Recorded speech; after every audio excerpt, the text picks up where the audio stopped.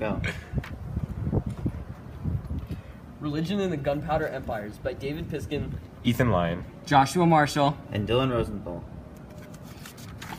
Religion within the Gunpowder Empires had similarities and differences in regards to the majority religion practiced within the empire, such as Hinduism, Sunni Islam, and Shiite Islam. religious tolerance towards Christianity, Islam, Judaism, and Hinduism, religious structures such as the building of mosques and churches, economic impacts such as the jizya tax, influence of rulers through military conquest and policies, Religious conflicts between the Safavid and Ottoman Empire, the rule society followed, and governmental rules. In the Ottoman Empire, from 1300 on, the majority of the population practiced Islam. The branch of Islam they followed was Sunni, as opposed to the Safavid Empire. The Safavid Empire began in 1502. Centered in modern-day Iran, the Safavid Empire's most practiced religion is the Shiite branch of Islam. This is different from the Sunni Islamic branch because the Shiites believe Muhammad's descendants deserve to be rulers. The Mughal Empire began in 1526 and had a very different religious majority. The majority of people who lived under the Mughal Empire were Hindu, but the ruling class was Sunni Islam. This created a very different style of leadership and sometimes tension.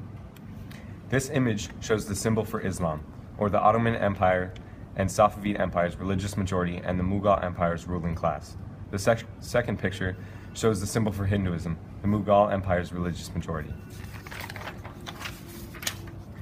Even though there was a religious majority in all three of the empires, there were still religious minorities. With these, the government of each empire had to create policies for religious living within their land. Some policies were religiously tolerant, while others were not.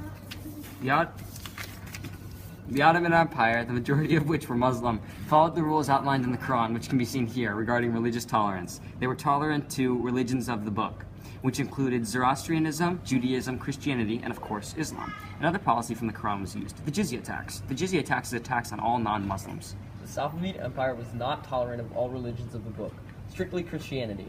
The majority of the population was Muslim, although the government built churches for Christians and allowed Christian missionaries to convert others. Since the Mughal Empire was ruled by Muslims that ruled over a majority of Hindus, they had to be tolerant of them. Under the rule of Akbar, there was no jizya tax, but under the rule of Aurangzeb, the jizya tax was put in place, similar to the Ottoman Empire. The Sezad Mosque in the Ottoman Empire is located at the capital of the empire and is important to the dominant religion of Islam. The Bedkhem Church in the Safavid Empire is important because it exemplifies religious tolerance. The Taj Mahal in the Mughal Empire was made as a tomb for the emperor's wives. The outside of the Taj Mahal has the words of the Quran. Within the Ottoman Empire, a majority impact on the economy was the jizya tax. Due to a minority population of non-Muslims in the Ottoman Empire, many people had to pay the jizya tax. An additional tax was given to Christians and Jews to fund the Ottoman military. The Safavid Empire also gained a lot of money through the jizya tax. The taxes were mainly used to discriminate against minorities, but Christians were the main target. In the Mughal Empire, the jizya tax is also used. However, under the ruling of Akbar, the jizya tax was revoked. This allowed for more unity within the empire and less tension. However, when Aurangzeb came into ruling, he reinstated the jizya tax to help aid the failing economy. Murad I began the Janissary Corps, which is made of Christian prisoners of war. The Janissaries were infantry soldiers used by the Ottomans to prevent the death of Muslims. This is because the Ottomans viewed Muslims as both minorities and inferior. Ismail I was the first Shah of the Safavid Empire. During his rule, he declared Iran to be officially Shiite, thus founding the empire. Abbas I reformed the army and helped to fight off the Sunni Ottomans, eventually recapturing Shiite territories. Akbar created a fair place for both Muslims and Hindus, as well as tried to make a combined religion known as the Divine Faith. Aurangzeb made harsh restrictions on Hindus, going against the religious tolerance policy, as well as reinstating the jizya tax. The Safavid were Shiite while the Ottomans were Sunni. They were neighbors, and because of their religious differences, they had been enemies for a very long time. The Ottomans were the dominant side of the conflict up until 1599, when Abbas I called upon Englishman Sir Robert Shirley to retain the Safavid Empire. For the next 4 years, the Safavid were transformed into a military force to be reckoned with recapturing many lost territories. The Safavid quickly faded and soon lost many battles to the Sunni Ottomans after the death of Abbas I. After a brief respite during the ruling of Abbas II, the Safavid Empire quickly faded away.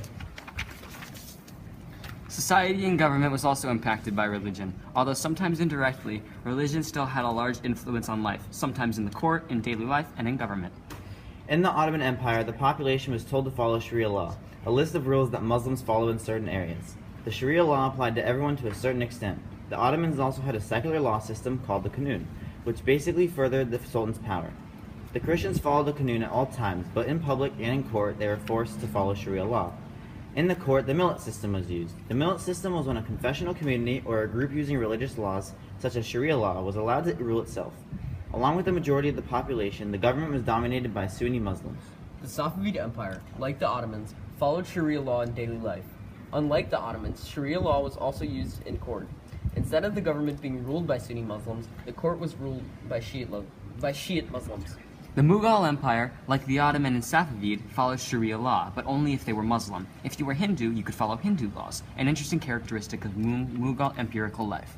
Another important thing to note is that the Mughal Empire encouraged marriage between faiths, as demonstrated by the Emperor Akbar and his many wives of Hinduism.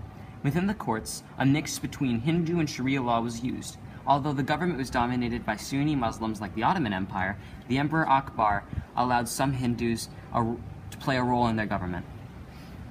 Throughout all the empires, one common theme that emerges is the religion of Islam. The Ottomans and Safavids had religious majority of Muslims, while Mughal Empire had religious majority of Hindus. The Ottoman and Mughal Empire were more religiously tolerant of other religions than the Safavid Empire. Religions can be seen throughout the unique architecture in each empire. The jizya tax on non-Muslims was a large way the economy stayed afloat in the Gunpowder Empires. Also, each new empire that ruled over their empire added some sort of religious policy to the empire. Conflicts between the Sunni Muslims in the Ottoman Empire and the Shiite Muslims in the Safavid Empire arose. This is our contribution page. These are the different sources we used throughout the project. The end.